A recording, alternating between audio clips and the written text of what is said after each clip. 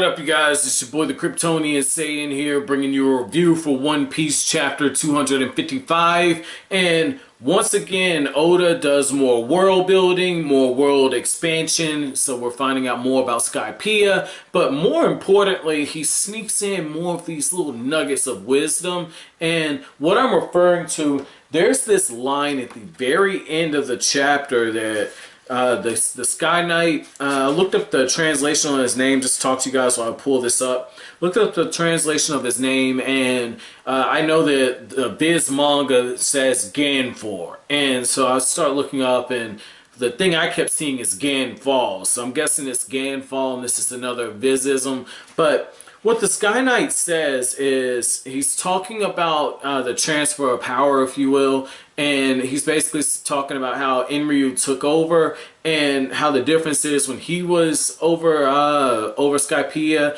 and how it is with Enryu or Enel. And he says, when a person cannot act without feeling guilt, he is at his weakest. Enryu is well aware of that. He turns our people into wayward lambs and then he controls them. To him, the title of Kami isn't enough. He truly plays at being God. He is a tyrant. That is some very, very strong shit. Like, when I read something like One Piece, I'm not expecting huge nuggets like that, okay? Like, I'm expecting some pretty cool world building. I'm expecting some funny moments, like how when Luffy's like, hey, Mr. Snake, come over here. And you got Zoro at the end of the chapter like, these guys got lost. That's alright, I know where the map is. I have the map memorized. I know how to get there. I go, right. Like, shit like that. I'm expecting stuff like that. Not something that deep. That is some very heavy stuff, man. I want to break that line down more so line by line. He says, when a person cannot act without feeling guilt, he is at his weakest. Right there, that tells me that my first assumption that Enryu or Enel is kind of like Luffy is definitely wrong, because Luffy, I don't think Luffy would, one, do something that methodical, and the other thing is it shows that this is somebody who understands the human psyche very well, because Ganfall's absolutely right. When people get to the point where they continue to do stuff that they know is wrong without feeling bad about it, you have them controlled. And the reason why I think that's interesting is that's exactly what happened in World War II with Germany and the Nazis. Like, when you look at how Hitler came to power, Hitler, when he was talking, he was drumming up a lot of hate speech. He was appealing to a segment of the population that was feeling hurt. He was gaining power, and, you know, Germany did, I'm not sympathizing, I'm just calling it like I see it, but, you know, Germany did have some, you know, stuff. They got fucked over when you looked at the, can't remember the name of the treaty, but the first one, I think it's the Versailles or something, the first treaty. So they did get hit kind of heavy, and he appealed. Just how Enryu, when you look at how he came into power and just his reasonings, by his logic, he's in the right. So I thought that that was beautiful. And then I like how what we're seeing is just how at World War II, one of the things that we saw was these people were doing horrible acts, but they had gotten so accustomed to it that that's all that they knew. And we saw that firsthand with Conis, where one of the things that happened is she was betraying Luffy and the others, and the other villagers like, you can't do that, you can't do that, and they were getting on to her for telling them the truth. And yet we know that they felt bad, you know, with Conis and her father, we know that they felt bad, and we saw them crying, which shows that they knew, like, this isn't right, and you see them wrestling with it. And that's the beautiful thing. I love that, which goes into this next part. Enryu is well aware that he turns our people into wayward lambs and then he controls them. That just builds on what was being said. Ganfall says that he's aware of it. He says that he turns them into wayward lambs and controls them, which means that at the end of the day, he would lead the people of Skypiea to slaughter if it's what got him what he wanted.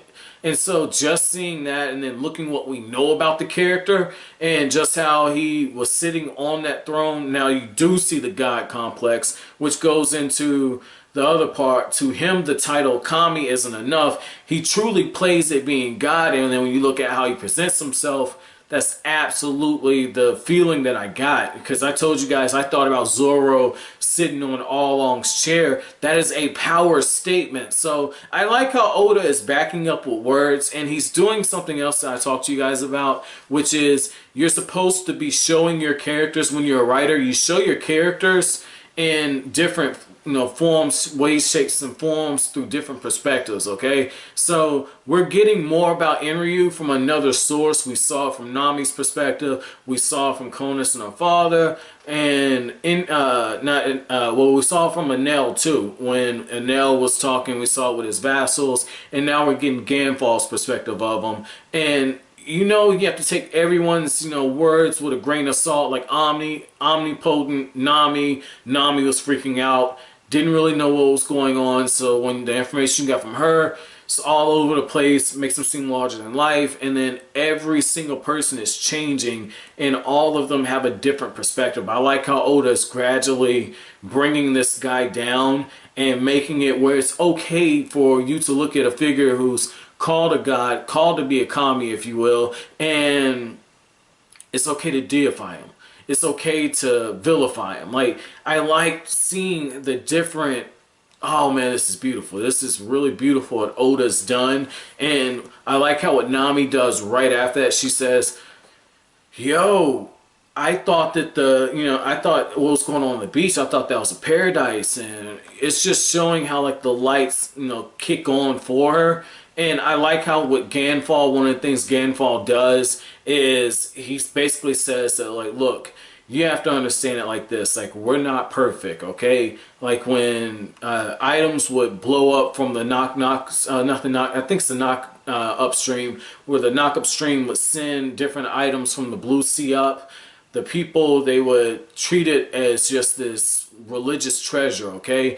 And it's because something just flew up from out of nowhere high into the sky, so they treat it like it's something special, okay? Which explains the artifact. And the artifact that Luffy saw, and Konos is like, you wouldn't understand. So I like seeing that. And then the other thing I like seeing is how it takes it a step further. So first it goes from items. Then it goes to an entire island, okay? And that island had people, and they sent them off. And right there, Sanji and Usopp like, you guys are really the bad guys. And it's absolutely right. And I could see how Ganfall ends up being the character that a lot of people don't like, okay? Particularly the different vassals or priests of, because, I mean, if he's a god, then they've got to be priests, because you can't call them angels, so I guess you could. But the thing is how the different vassals are looking, and I could see why they're like, we don't like this Ganfall guy, okay? And it's because he's calling it right down the middle. What they did was absolutely savage. It's brutal. Basically, you said, hey, that's your land. We don't give a fuck. You gotta go. And it just shows natural human progression, how the different levels of obsession takes place, where you get introduced, and then you become infatuated, and then you get to the point where you start to put it on a pedestal, and then it just gradually grows. So I like how Oda is showing a lot of psychological stuff in this, like, very good. And I wouldn't have minded if he just focused the whole chapter on this, because obviously this is what grabbed me the most, getting more about the story of the Skypiea land, and how the change in power is taking place, about how you have one group where it's just like, they're like, hey, that's one of the groups that's invading. They're like, hey, this used to be our land. We're taking this back. I don't care about your upper yard nonsense. This is our land. This is us. Then you have Ganfall, and Ganfall, they exiled Kami, and then you have Enryu.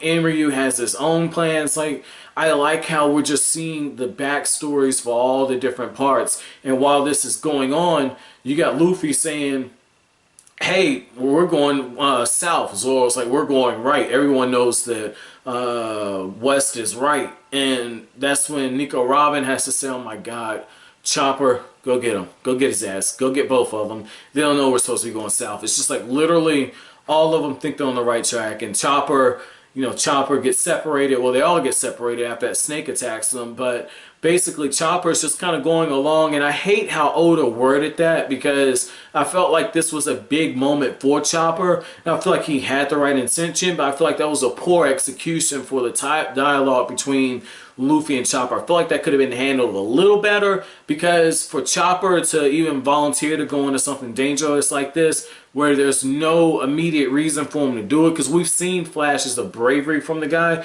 but I just would have liked to see a little bit more, just the dialogue tinkered around a little bit, but that's okay right there. I like that. This isn't something major like every time I read an arc in Fairy Tail, it's like, when the hell is Makarov going to die? It's not anything like that, so I can live with that. But like I said, it's just a small critique I had, the only critique I had of this chapter. But, you know, overall, pretty good. You know, I like how Usopp is starting to take control of the ship a little bit, and it just throws into question, you know, who really is second in command. I don't think anybody thinks it's really Usopp, but the thing is Usopp is trying to bark out orders, and I like how we get a glimpse of what a Captain Usopp run Straw Hat Pirate, so really just a Usopp pirate crew would be, because Usopp is trying to give orders, and Nami's like, yeah, I can't do anything, very nonchalant, borderline disrespectful. It's just borderline. It's more, I don't really respect your authority, and I can understand that, you know, because one of the things that, you know, I had with the boss a few years ago was I didn't really respect her authority. You know, I knew more than she did, and I felt like she wasn't really a leader, so I would challenge her in a passive-aggressive way. I'm a very direct person, but at the same time, I needed my job, so I didn't just say flat out exactly what I was thinking. I just passively aggressive say, yeah, okay, whatever, or you sure you're gonna do that? Just little small things. That's what Nami did. Whereas Sanji did what I usually do. Sanji's just like, shut up, I'm only protecting Nami. Like, I don't advise doing that, leads to conflict in the workforce, but, you know, I just like that little scene there because it's like looking in a mirror, seeing how I usually handle stuff. But overall, pretty good chapter. Nice way to end the volume. Wish there would have been more with that snake and just like the actual fight with that, but really interested to see how they kind of link back up. I did not miss the cover page. I give Wapple a lot of shit, but it looks like he was actually on to something. So they're investigating what's going on with those toys. So I'm really wondering where that's kind of going on right there. You know, that's some pretty devious shit if he's messing with the toys. And yes, I'm back cursing because honestly, I don't give a fuck right now. So if YouTube demonetizes this, they demonetize it. Demonetize this left nut, motherfuckers. So as always, if you like anything I had to say, hit that like button, comment, rate, subscribe, share. Greatly appreciate it. My chapter question for you all is going to be simple. What was your favorite moment in this chapter? But as always, thanks for watching.